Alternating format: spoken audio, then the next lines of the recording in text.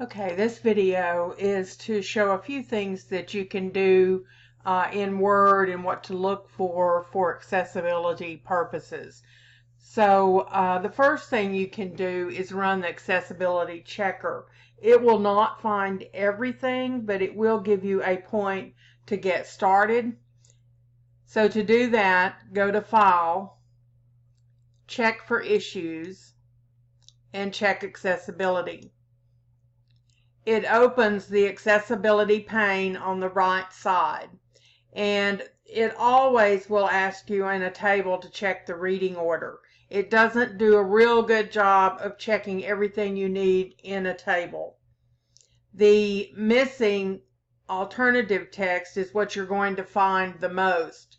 In this case, picture 1. So one of the things that's helpful by having it in the pane that way, when you click on it, it highlights picture 1, and then you can go over here and right click and edit the alt text. And then I can just say that this is a decorative arrow. You can even say more, dividing title from instructor name.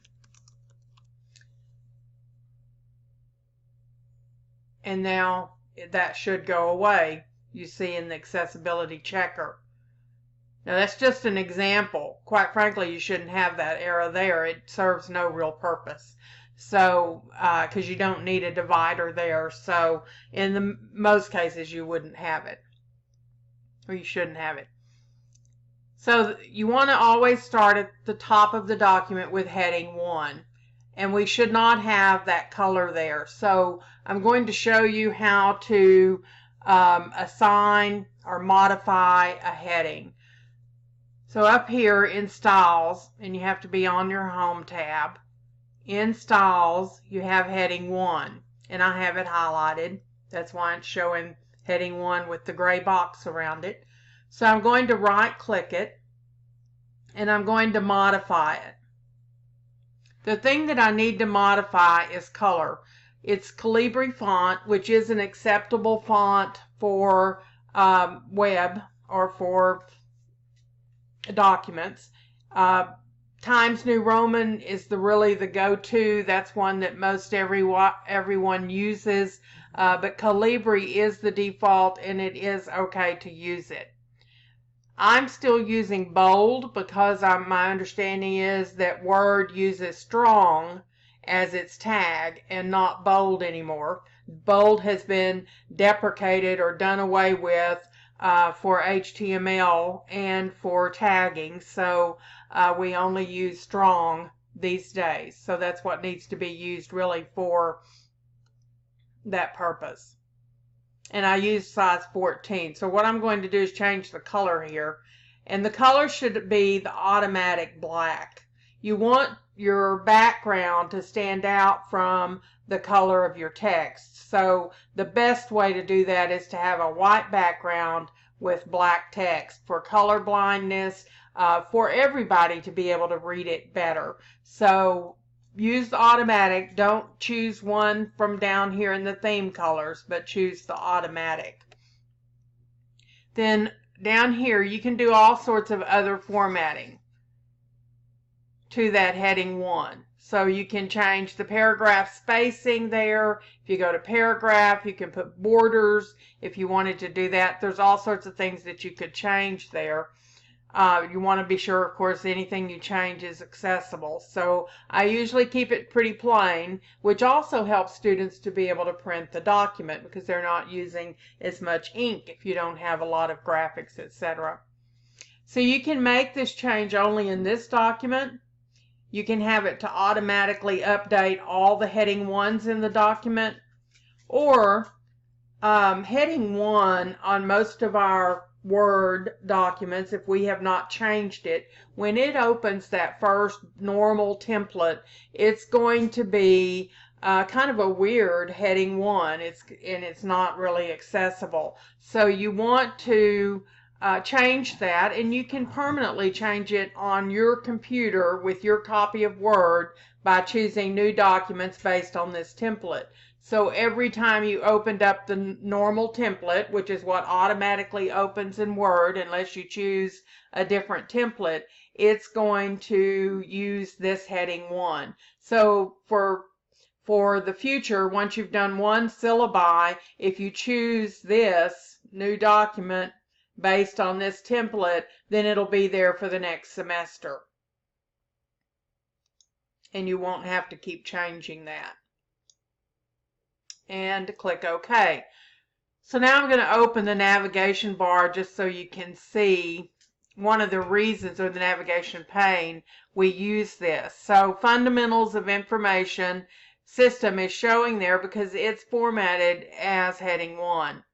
Course description is there because, let me go back to the home tab, it is formatted as heading 2. Prerequisite, co-requisites is also heading 2. So the screen reader uses this navigation pane to move through the document and to help with the reading. So it's important that we format our headings, the ones we want to be heading 1, heading 2. And you don't want to format the whole paragraph. Notice my paragraphs in between are formatted as normal.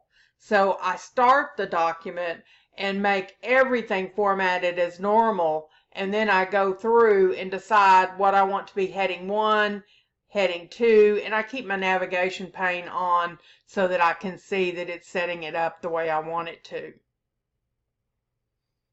Most of the time we're not going to have but 2 headings and maybe 3 headings in the document.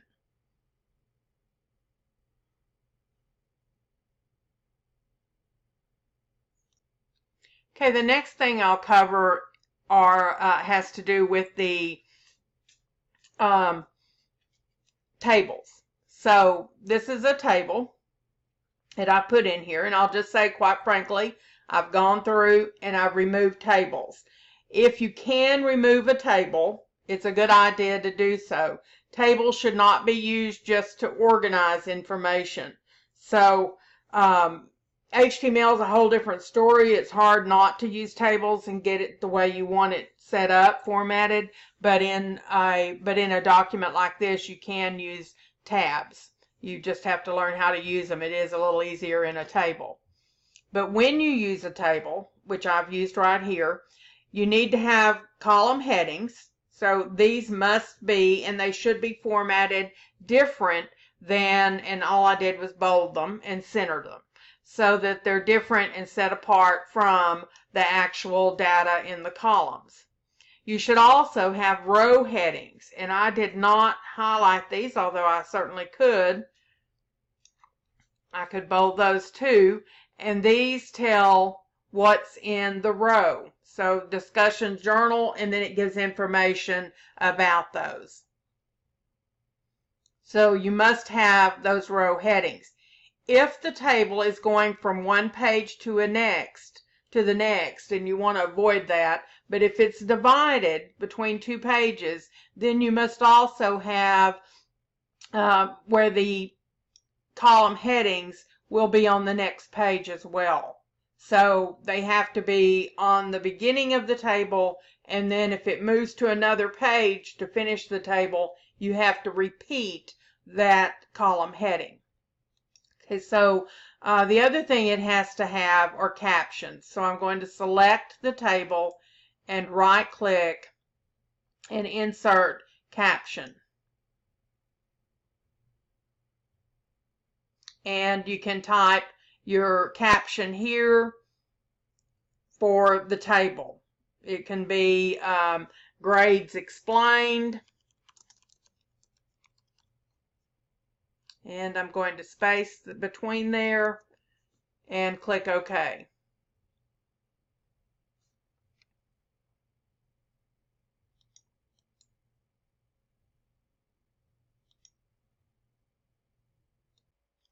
And I moved my caption to the bottom because normally that's where you would see it. Also, you need to format that because it should not be orange. I'm not sure. It was just set on orange apparently, and I don't necessarily need it bolded. And you can always add more to the caption if you would like to.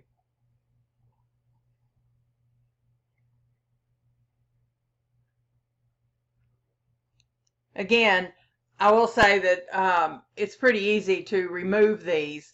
They should not have all the color. They should all be pretty much the same color with the white background and the black for the font.